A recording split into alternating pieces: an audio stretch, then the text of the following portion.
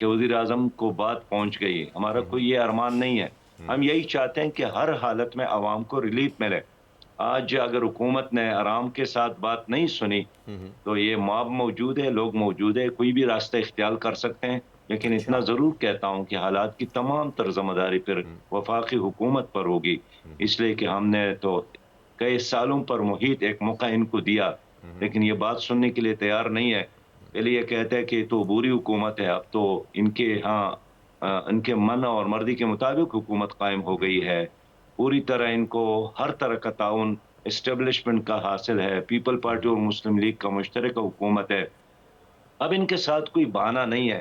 हुँ, हुँ, इसलिए अगर हुकूमत चाहते हैं कि अवाम का हाथ उनके गिरबान तक ना पहुँचे हुँ, हुँ। और उनके घरों और मोहल्लात का और उनके दफ़ातर का मुआसरा, तो एक ही रास्ता है कि अवाम की बात सुनें